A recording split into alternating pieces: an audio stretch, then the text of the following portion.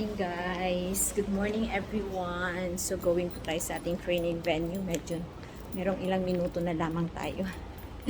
Sa inyo, yung una nyo nakita kanina yung pool dito sa City State Astoria. So Capacity Development Program. So dito po ginanap yung National Manpo. So akit po tayo sa taas.